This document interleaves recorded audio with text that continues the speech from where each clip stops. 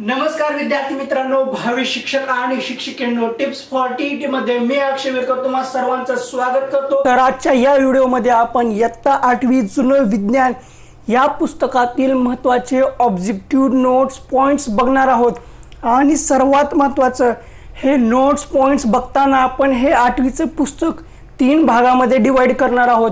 म्हणजे या पुस्तकाचे आपण 3 पार्ट करणार आहोत, कारण हे पुस्तक आणि ह्याच्यातल्या नोट्स, ऑब्जेक्टिव्ह आणि महत्त्वाचे मुद्दे खूप आहेत। एका व्हिडिओमध्ये जर आपण कलेक्ट केलं तर हे तब्बल 1.5 ते 2 तासाचा व्हिडिओ होऊ शकतो।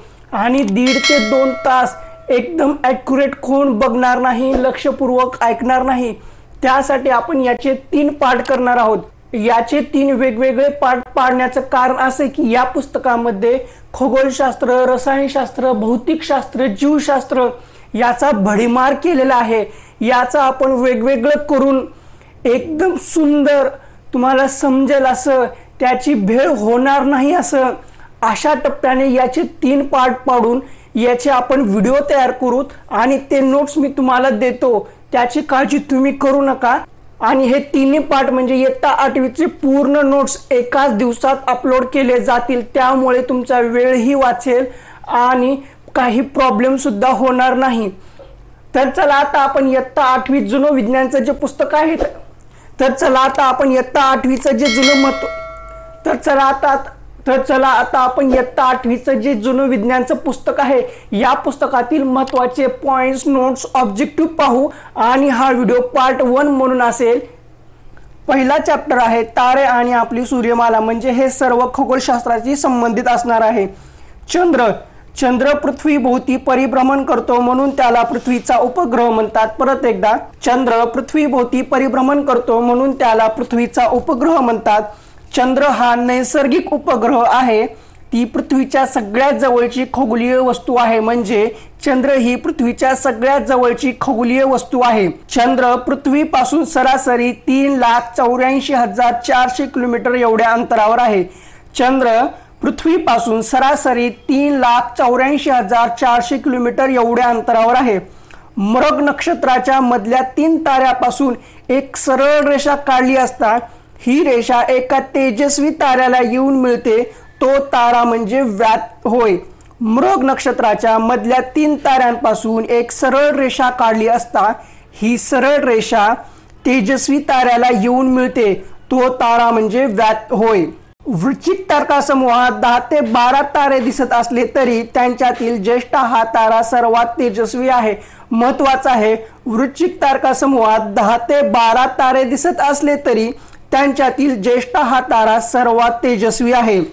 वृश्चिक तारकासमूहात हा दक्षिण गोलार्धाच्या आकाशात वृषभवृत्ताच्या खाली असतो। वृश्चिक तारकासमूह हा दक्षिण गोलार्धाच्या आकाशात विषुववृत्ताच्या खाली असतो। आकाशाचे 88 भाग केले आहेत, प्रत्येक भाग हा त्यातील एका तारकासमूहावरून ओळखला जातो। परत एकदा, आकाशाचे 88 भाग केले आहेत, प्रत्येक भाग हा त्यातील एका तारकासमूहावरून ओळखला जातो। 88 पैकी 37 तारकासमूह उत्तर गोलार्धाच्या आकाशात तर 51 दक्षिण गोलार्धाच्या आकाशात येतात। परत एकदा, 88 पैकी 37 तारकासमूह उत्तर गोलार्धाच्या आकाशात तर 51 दक्षिण गोलार्धाच्या आकाशात येतात। भारतीय खगोल अभ्यासकांनी 27 नक्षत्रांची कल्पना केली आहे। महत्त्वाचं आहे, भारतीय खगोल अभ्यासकांनी 27 नक्षत्रांची कल्पना केली आहे। सूर्य, त्याभोवती परिभ्रमण करणारे 8 ग्रह, त्यांचे चंद्र, लघुग्रह, धूमकेतू या सगळ्यांनी मिळून आपली पृथ्वी बनली आहे। परत एकदा, सूर्य, त्याभोवती परिभ्रमण करणारे 8 ग्रह, त्यांचे चंद्र, लघुग्रह, धूमकेतू या सगळ्यांनी मिळून आपली पृथ्वी बनली आहे। आपल्या सूर्यमालेच्या केंद्रस्थानी सूर्य हा एक मध्यम आकाराचा तारा आहे। आपल्या सूर्यमालेच्या केंद्रस्थानी सूर्य हा एक मध्यम आकाराचा तारा आहे। सूर्याचे पृष्ठभागाचे तापमान 6000 अंश सेल्सिअस इतके असून त्याचा आकार एवढा मोठा आहे की आपल्या पृथ्वीसारख्या आणखीन 13 लाख पृथ्वी सहज सामावू शकेल। म्हणजे सूर्य इतका मोठा आहे की आपली जी पृथ्वी आहे अशा पृथ्वी 13 लाख पृथ्वी त्या सूर्यामध्ये सामावू शकतात। म्हणजे याच्याहून अंदाजा येऊ शकतो की सूर्य किती मोठा आहे। सूर्याच्या गुरुत्वीय बदलामुळेच इतर खगोलीय वस्तू त्याच्या भोवती फिरतात. महत्वाचं आहे, सत्य असत्य योग्य अयोग्य मध्ये विचारलं जाऊ शकतं. सूर्याच्या गुरुत्वीय बदलामुळेच इतर खगोलीय वस्तू त्याच्या भोवती फिरतात. आवाज खूपच नाकातून येत असल्यासारखा जाणवत असेल, सर्दी झालेली आहे त्यामुळे आवाजात बदल झालेला आहे, तरी आपल्या अभ्यासात खंड पडणार नाही. थोडं ॲडजस्ट करून घ्या आवाजाला. सूर्याभोवती बुध, शुक्र, पृथ्वी, मंगळ, गुरु, शनी, युरेनस आणि नेपच्यून असे 8 ग्रह वेगवेगळ्या कक्षात परिभ्रमण करतात. 2006 सालापर्यंत प्लुटो या सगळ्यात दूरच्या ग्रहालाही सूर्यमालेत 9व्या ग्रहाचे स्थान देण्यात आले होते. प्लुटो आणि त्याच्यासारख्या इतर खगोलीय वस्तूंना आता बटुग्रह म्हणून ओळखले जाते. लक्षात ठेवा, प्लुटो आणि त्याच्यासारख्या इतर खगोलीय वस्तूंना आता बटुग्रह म्हणून ओळखण्यात येते. सूर्याभोवती परिभ्रमण करता करता ग्रह स्वतःभोवती फिरतात, त्याला ग्रहांचे परिवलन म्हणतात. ग्रहाला स्वतःभोवती एक परिवलन करण्यास लागणाऱ्या काळाला त्या ग्रहाचा परिवल काल म्हणतात. आता ही बुध या ग्रहाची माहिती आहे. बुध म्हणजे मर्क्युरी. बुध हा सूर्याच्या सगळ्यात जवळचा आणि सगळ्यात लहान ग्रह आहे. महत्वाचा आहे, लक्षात ठेवा, बुध हा सूर्याच्या सगळ्यात जवळचा आणि सगळ्यात लहान ग्रह आहे. सूर्यास्त किंवा सूर्योदयाच्या वेळी क्षितिजावर त्याला पाहता येते. परीक्षेमध्ये विचारलं जाऊ शकतं की बुध या ग्रहाला कधी पाहता येऊ शकतं क्षितिजावर, तर उत्तर आहे सूर्यास्त किंवा सूर्योदयाच्या वेळी क्षितिजावर आपण बुध या ग्रहाला पाहू शकतो. बुधाचा परिभ्रमण काळ फक्त 88 दिवसाचा आहे. बुधाचा परिभ्रमण काळ फक्त 88 दिवसाचा आहे. बुधाला एकही चंद्र नाही, म्हणजे बुध या ग्रहाला एकही चंद्र नाही. हे विधान नीट लक्षात ठेवा. बुध या ग्रहाला एकही चंद्र नाही. सत्य असत्य योग्य अयोग्य मध्ये विधानामध्ये विधान ओळखा यामध्ये विचारलं जाऊ शकतं. आता आपण शुक्र या ग्रहाची माहिती पाहणार आहोत. पृथ्वीच्या सगळ्यात जवळचा ग्रह म्हणजे शुक्र. हे विधान नीट लक्षात ठेवा. पृथ्वीच्या सगळ्यात जवळचा ग्रह म्हणजे शुक्र. आणि विधान असं विचारलं जाऊ शकतं की पृथ्वीच्या सगळ्यात जवळचा ग्रह म्हणजे बुध.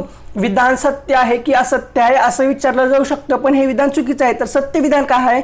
पृथ्वीच्या सगळ्यात जवळचा ग्रह म्हणजे शुक्र आणि बुध हा ग्रह सूर्याच्या सगळ्यात जवळचा आहे.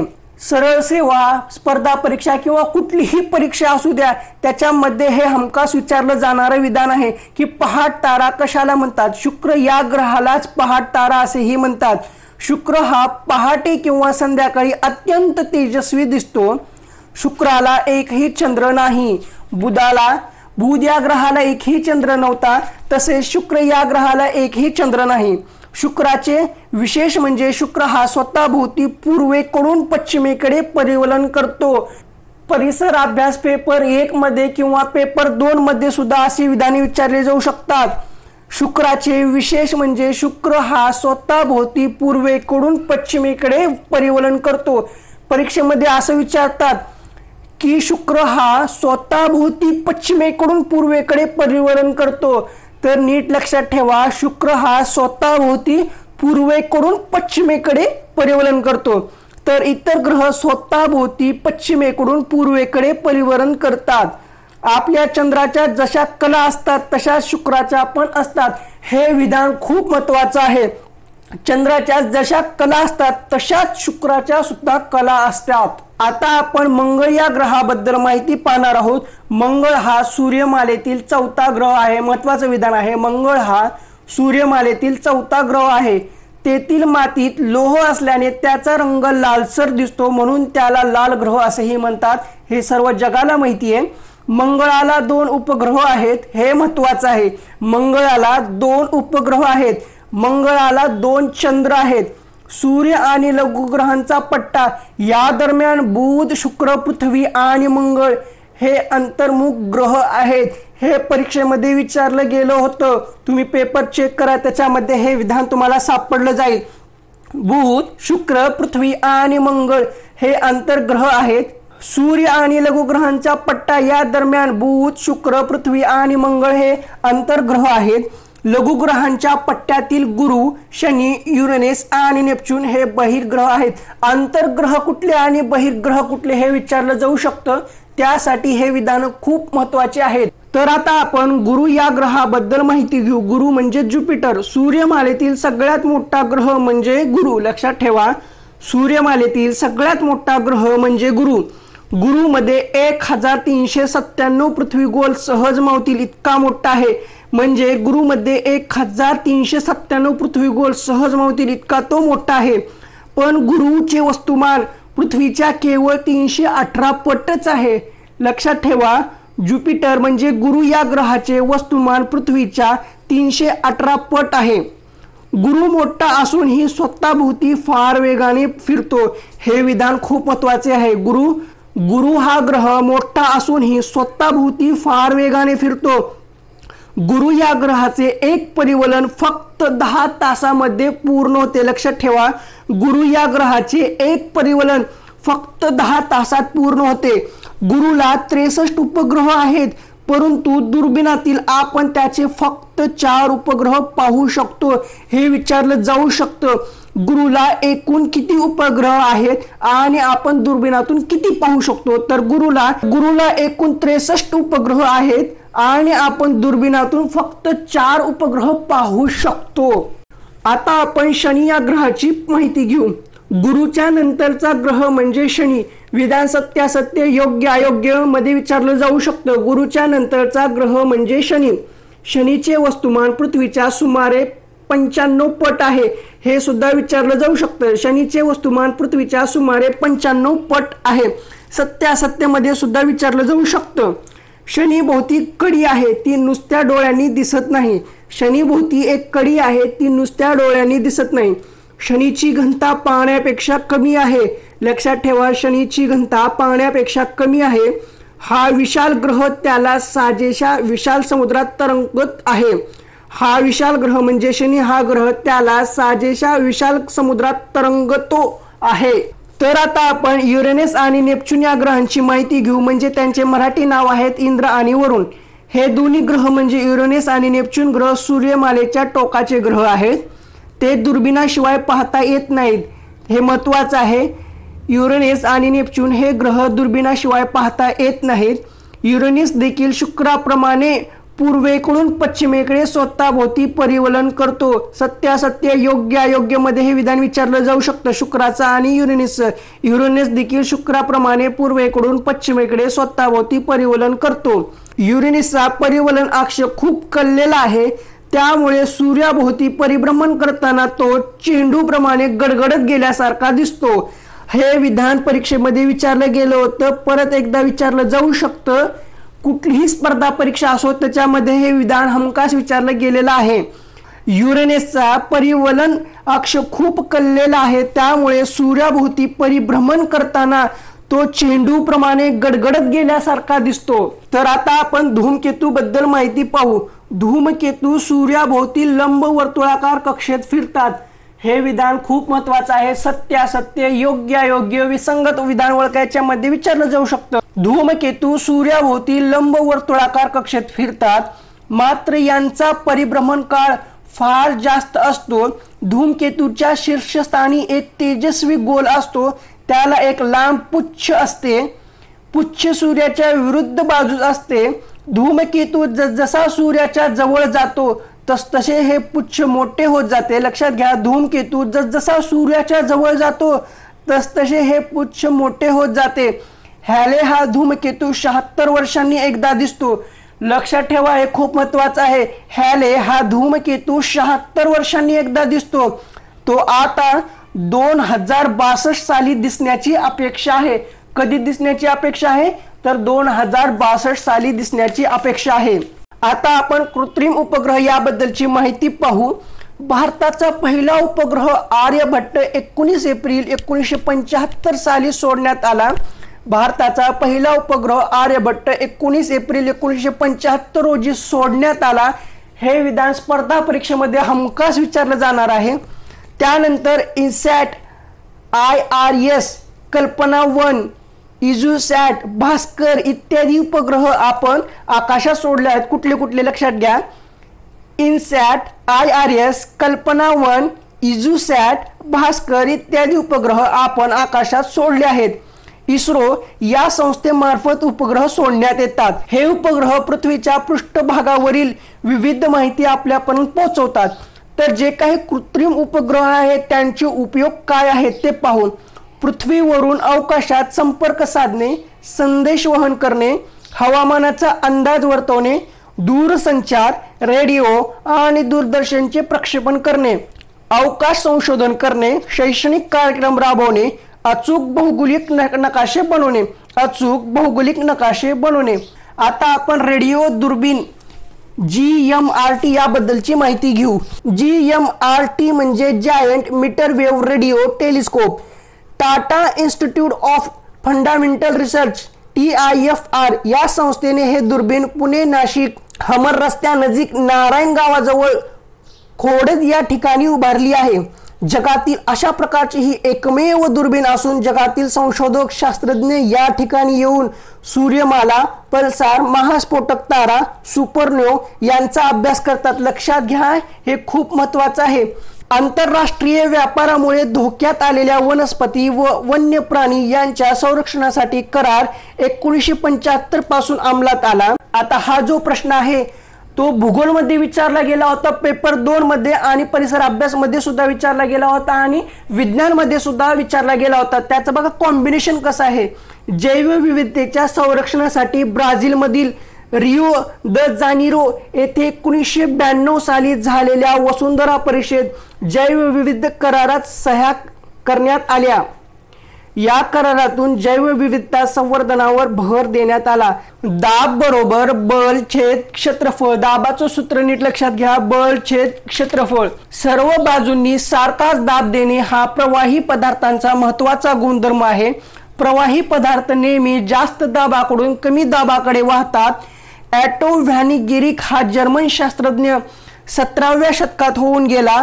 त्याने एक पंप शोधून काढला। त्याच्या साहाय्याने तो बंदिस्त भांड्यातील हवा काढू शकत असे। त्याने 51 सेंटीमीटर व्यासाचे धातूचे 2 पोकळ अर्धगोल एकमेकांना जोडले। पंपाच्या साहाय्याने त्यांच्या दरम्यान असलेली हवा त्याने शोधून काढली। ट्रक, बस, रेल्वे, छोटी वाहने, विमाने इत्यादी एअर ब्रेकचा वापर करतात। 5 मार्च 1872 मध्ये जॉर्ज वेस्टिंगहाउस या संशोधकाने रेल्वेसाठी हे ब्रेक प्रथम वापरले। हे परीक्षेमध्ये येऊन गेलेलं आहे। लक्षात घ्या, 5 मार्च 1872 मध्ये जॉर्ज वेस्टिंगहाउस या संशोधकाने रेल्वेसाठीचे हे ब्रेक प्रथम वापरले। एअर ब्रेक मध्ये एका दंडगोलात हवा भरली जाते आणि तो पुढील आणि मागील चाकांशी जोडलेला असतो। इसवी सन पूर्व 800 ते 600 या काळात मॅग्नेशिया या आशिया मायनर भागातील रहिवाशांना एक दगड सापडला। या दगडाला गावकऱ्यांनी मॅग्नेटाइट हे नाव दिले। मोकळ्या टांगलेल्या स्थितीत दक्षिणोत्तर स्थिर राहणे हे चुंबकाचे वैशिष्ट्य आहे। चुंबकाचे 2 ध्रुव एकमेकांपासून दूर करता येत नाहीत। चीनी आणि ग्रीक दर्यावर्दींनी पहिल्यांदा चुंबक वापरून होकायंत्राची निर्मिती केली। हे विधान महत्त्वाचं आहे। चीनी आणि ग्रीक दर्यावर्दींनी पहिल्यांदा चुंबक वापरून होकायंत्राची निर्मिती केली। त्यावेळी एक चुंबकीय सुई लाकडी ठोकळ्यावर ठेवून पाण्यात सोडत ती मोकळी असे आणि दक्षिणोत्तर स्थिर राहत असे। अशा प्रकारची सुई सूची चुंबक नावाने ओळखली जाते। आता आपण परावर्तनाचे नियम पाहू। परावर्तनाचे नियम कोणते कोणते ते पाहू।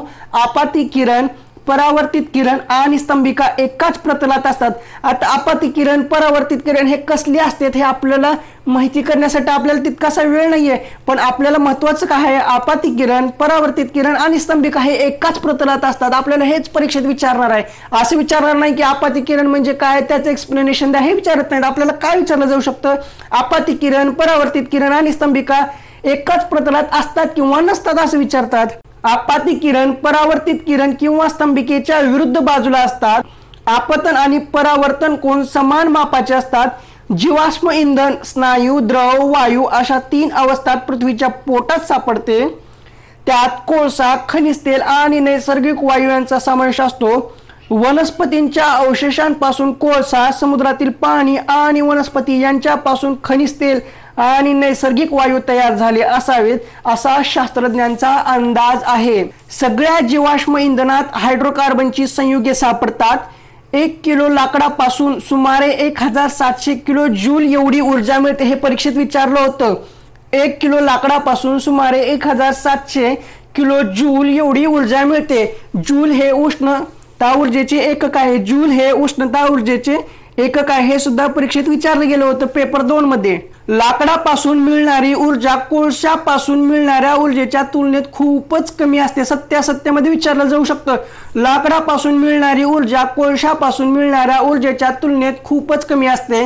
अपुऱ्या हवेतील लाकडाच्या ज्वलनापासून चारकोल तयार करतात। चारकोल जळत असता धूर निघत नाही। महत्वाचं आहे, अपुऱ्या हवेतील लाकडाच्या ज्वलनापासून चारकोल तयार करतात।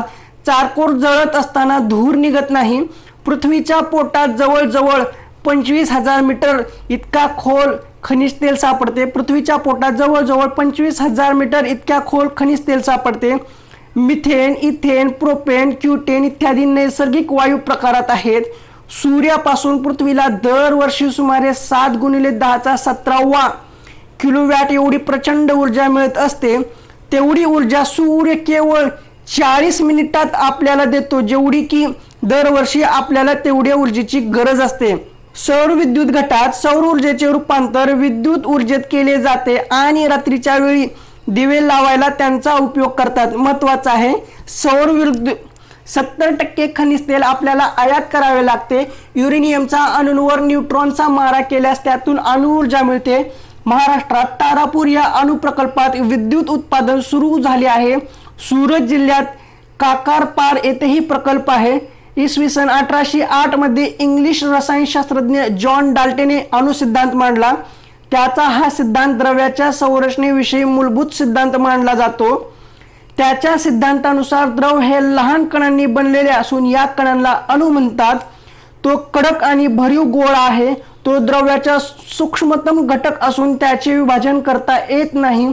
जे थॉम्सन या ब्रिटिश भौतिकशास्त्रज्ञाने 1897 साली एक वेगळा सिद्धांत मांडला। त्याने अणूला कलिंगडाची उपमा दिली। लक्षात कसं ठेवायचं, CET म्हणजे कॅनोड किरणावर प्रयोग करताना इलेक्ट्रॉनचा शोध थॉम्सन याने लावला। थॉम्सनच्या अणुसिद्धांतात लाल भागाला धन प्रभारयुक्त तर काळ्या बियांना ऋण प्रभारयुक्त इलेक्ट्रॉन मानले जाते। धन आणि ऋण प्रभार समान असल्याने अणूंवर कोणताच प्रभार उरत नाही। थॉम्सनचा मुख्य शोध म्हणजे अणूतील ऋण प्रभारयुक्त इलेक्ट्रॉन या घटकांचे अस्तित्व प्रयोगाने सिद्ध करणे हा होय। त्यासाठी 1906 साली त्याने नोबेल पुरस्कार देण्यात आला। 1906 साली थॉम्सनला नोबेल पुरस्कार दिला गेला होता। थॉम्सनच्या या सिद्धांतात अणूच्या उदासीनतेचे स्पष्टीकरण असले तरीही इतर बाबतीत हा सिद्धांत अपूर्णच आहे। रुदरफोर्डने सोन्याच्या अतिशय पातळ पत्र्यावर अल्फा या धनप्रभारयुक्त किरणांचा मारा केला। त्यात त्याला असे आढळून आले की वेगाने जाणारे बहुतेक अल्फा किरण कोणताही अडथळा न येता सोन्याच्या पत्रातून सहज आरपार जातात, मात्र काही अल्फा किरण आरपार न जाता पत्र्याहून परत फिरतात। अर्नेस्ट रुदरफोर्डचा प्रसिद्ध अणु सिद्धांतावरील मत, ज्या अर्थी अल्फा किरण सहज सोन्याच्या पत्रातून आरपार जातात त्या अर्थी सोन्याच्या अणूमधून बहुतेक भागात पोकळी असते। ज्या भागातून धनप्रभारयुक्त अल्फा किरण परत फिरतात तो भाग धनप्रभारयुक्त पण पोकळीच्या मानाने फार लहान असतो। रदरफोर्डच्या सिद्धांतानुसार अणूच्या केंद्रस्थानी असलेल्या केंद्रकात धनप्रभार असतो। अणूचे बहुतेक वस्तुमान केंद्रकात समाविष्ट असते। बघा किती किचकट भाग आहे। इतका किचकट भाग असल्यामुळेच आपण या 8वी विज्ञानच्या पुस्तकाचे म्हणजे नोट्सचे आपण 3 टप्पे केलेले आहेत। पहिल्याच टप्प्यामध्ये इतका हार्ड भाग आहे। ऋण प्रभारयुक्त इलेक्ट्रॉन्स केंद्रकाभोवती विशिष्ट कक्षात परिभ्रमण करतात। अणूच्या तुलनेत केंद्रकाचा आकार फार लहान असतो। अणूच्या संरचनेमध्ये प्रोटॉन, न्यूट्रॉन आणि इलेक्ट्रॉन हे मूलकण असतात। आता हे विधान 2016 7/6/2016 जी TET ची परीक्षा झाली होती त्याच्यामध्ये विचारलं गेलं होतं। अणूच्या केंद्रकामध्ये प्रोटॉन, न्यूट्रॉन असे 2 प्रकारचे कण असतात। त्यांना एकत्रितपणे न्यूट्रिऑन म्हणतात। आता प्रोटॉन म्हणजे P+। प्रोटॉन हा धनप्रभारयुक्त मूलकण असून त्याची जागा अणुकेंद्रकात असते। प्रोटॉनवरील धनप्रभार P+ ह्या राशीने इलेक्ट्रॉनच्या ऋणप्रभारा एवढाच असतो। आता न्यूट्रॉन म्हणजे N। न्यूट्रॉन हे मूलकण केंद्रकात असतात। न्यूट्रॉनवर कोणताच भार नसतो। हायड्रोजनचा अपवाद वगळता, लक्षात ठेवा अपवाद मध्ये विचारलं जाऊ शकतं। आता आपण इलेक्ट्रॉन बद्दल माहिती घेऊ। इलेक्ट्रॉन ऋण प्रभारित मूलकण असून त्याचा E- असा निर्देशांक करण्यात येतो। इलेक्ट्रॉन हे अणुकेंद्रकाभोवती विशिष्ट कक्षांमध्ये परिभ्रमण करतात। इलेक्ट्रॉन ज्या कक्षात म्हणजे ज्या कक्षेत असतात त्यानुसार त्यांना विशिष्ट ऊर्जा असते। इलेक्ट्रॉनचे वस्तुमान प्रोटॉन किंवा न्यूट्रॉनच्या तुलनेत नगण्य ठरते, त्यामुळे अणूचे एकूण वस्तुमान हे केंद्रकातील न्यूट्रॉन आणि प्रोटॉनच्या संख्येवर अवलंबून असते। सामान्यतः अणू हा विद्युत प्रभार दृष्ट्या उदासीन असतो। हे विधान महत्त्वाचे आहे। सामान्यतः अणू हा विद्युत प्रभार दृष्ट्या उदासीन असतो। अणूमधील इलेक्ट्रॉन किंवा प्रोटॉनच्या संख्येला त्या अणूचा अणुक्रमांक म्हणतात। अणुक्रमांक Z या अक्षराने निर्देशांक केला जातो किंवा निर्देशित केला जातो। हे विधान परीक्षेला येऊन गेलेलं आहे। पेपर 1 आणि पेपर 2 मध्ये बऱ्याच वेळा आलेला आहे। कोणत्याही अणूचा अणुक्रमांक समजल्यावर त्यातील इलेक्ट्रॉन आणि प्रोटॉनची संख्या समजते। हायड्रोजनच्या केंद्रकात एक प्रोटॉन त्याभोवती परिभ्रमण करणारी एक इलेक्ट्रॉन असतो, म्हणजेच त्याचा अणुक्रमांक Z बरोबर 1। आता आपण अणु वस्तुमानांक याबद्दल माहिती घेऊ। अणूचे वस्तुमान त्याच्या केंद्रकात एकवटलेले असते, त्यावरून अणु वस्तुमानांक काढता येतो। अणु वस्तुमानांक A म्हणजे केंद्रकातील P आणि N यांच्या एकूण बेरजे एवढा असतो। हे विधान सुद्धा परीक्षेमध्ये विचारलं गेलं होतं। अणु वस्तुमानांक म्हणजे E या अक्षराने दाखविला जातो, तो म्हणजे प्रोटॉनची संख्या प्लस न्यूट्रॉनची संख्या यांवरून अणु वस्तुमानांक काढतात। उदाहरणार्थ लिथियम या मूलद्रव्यात 3 प्रोटॉन्स आणि 4 न्यूट्रॉन्स असतात। अणु वस्तुमानांक झाला A बरोबर 3 + 4 म्हणजे 7। सोडियम मध्ये 11 प्रोटॉन आणि 12 न्यूट्रॉन असतात, त्याचा अणु वस्तुमानांक A बरोबर 11 + 12 म्हणजे 13 झाला। एकाच मूलद्रव्याच्या समस्थानिकांच्या अणूंच्या केंद्रकात प्रोटॉनची संख्या सारखीच असते, मात्र न्यूट्रॉनची संख्या भिन्न असते। उदाहरणार्थ हायड्रोजनची 3 समस्थानिके आढळतात। युरेनियमचे समस्थानिक अणुभट्ट्यात इंधन म्हणून वापरतात। हे विधान महत्त्वाचे आहे। तिथून युरेनियमचे समस्थानिक अणुभट्ट्यात इंधन म्हणून वापरतात। कोबाल्टचे समस्थानिक कर्करोगाच्या उपचारासाठी वापरतात। आयोडीनचे समस्थानिक गलगंडाच्या उपचारासाठी वापरतात। इलेक्ट्रॉन हे मूलकण केंद्रकाभोवती विशिष्ट कक्षेत परिभ्रमण करत असतात। रासायनिक अभिक्रियेतून धातूंची इलेक्ट्रॉन देण्याची तर अधातूंची इलेक्ट्रॉन घेण्याची प्रवृत्ती असते। हे परीक्षेमध्ये येऊन गेलेले विधान आहे। रासायनिक अभिक्रियेत धातूंची इलेक्ट्रॉन देण्याची तर अधातूंची इलेक्ट्रॉन घेण्याची प्रवृत्ती असते। तर हे होते इयत्ता 8वी या पुस्तकातील महत्त्वाचे पॉइंट्स, ऑब्जेक्टिव्ह नोट्स। आणखीन ऑब्जेक्टिव्ह संपलेले नाहीत। ह्या पुस्तकामध्ये खूप ऑब्जेक्टिव्ह आहेत, खूप नोट्स आहेत, जे वारंवार आपल्या परीक्षेमध्ये विचारले गेलेले आहेत। आणि 8वीचं पुस्तक वाचण्यास, ऐकण्यास, ते समजून घेण्यास खूप अवघड आहे। अभ्यासक्रम खूप दिलेला आहे, ते समजून घेण्यासाठी खूप अवघड आहे। म्हणूनच आपण याची 3 वेगवेगळ्या पार्टमध्ये डिवाइड केलेलं आहे, कारण ते आपल्याला समजण्यास, ऐकण्यास, समजून घेण्यास सोपं जाईल। आणि जर याची एकत्र भेळ केली तर काहीच हातामध्ये येणार नाही। त्यासाठी आपण याचे वेगवेगळे भाग केलेले आहेत। हा पहिला पार्ट येथेच संपतो। दुसऱ्या पार्टमध्ये आपण रासायनिक अभिक्रिया आणि त्यांचे प्रकार हे पाहू व त्याच्या पुढल्या पार्टमध्ये जरा वेगळं पाहू। म्हणजे 3 पार्टमध्ये हा 8वीचे नोट्स संपून जातात। तर हा व्हिडिओ तुम्हाला आवडला असेल तर कमेंट टाका आणि हे मी जे पार्ट टाकलेत ते मी पार्ट केलेले योग्य आहेत की अयोग्य आहेत, का यांचे एकत्रित करूनच तुम्हाला दिलेलं योग्य होतं ते सुद्धा कमेंट बॉक्समध्ये नक्की सांगा। व्हिडिओला लाईक करत चला। तुम्ही व्हिडिओला लाईक करत नाहीत काय नाही, जोपर्यंत तुम्ही व्हिडिओला लाईक करत नाहीत, कमेंट करत नाहीत, तोपर्यंत मला काही समजणार नाही की मी काय टाकू, काय काय करू, काय नाही ते। म्हणून व्हिडिओला लाईक करत जावा, शेअर करत जावा आणि असल्या महत्त्वाच्या नोट्सचा तुमच्या मित्रांना, मैत्रिणींना सुद्धा फायदा घ्यायला सांगत जावा। कारण हे नोट्स, हे पॉइंट्स, हे ऑब्जेक्टिव्ह खूप महत्त्वाचे आहे TET पास होण्यासाठी। तर व्हिडिओला जास्तीत जास्त शेअर करत जावा, लाईक करत जावा आणि हे नोट्स, हे पॉइंट्स आणि माझे व्हिडिओ आवडले असतील तरच चॅनलला सबस्क्राइब करत जावा। कंपल्शन नाही, हे सर्व फ्री आहे। तर आता आपण येथेच थांबू। ह्या व्हिडिओचा दुसरा पार्ट म्हणजे 8वीच्या नोट्सचा दुसरा पार्ट लवकरच येईल आणि एकाच दिवसामध्ये 8वी कंप्लीट होईल। याचे मी नियोजन लावून ठेवतो, त्याची काळजी करू नका। एकाच दिवसामध्ये तुमचं 8वी कंप्लीट होऊन जाईल। यामुळे तुम्हाला पेपर 2 म्हणजे ज्यांनी सायन्स घेतलेला आहे ते सोडवण्यास सोपं होऊन जाईल।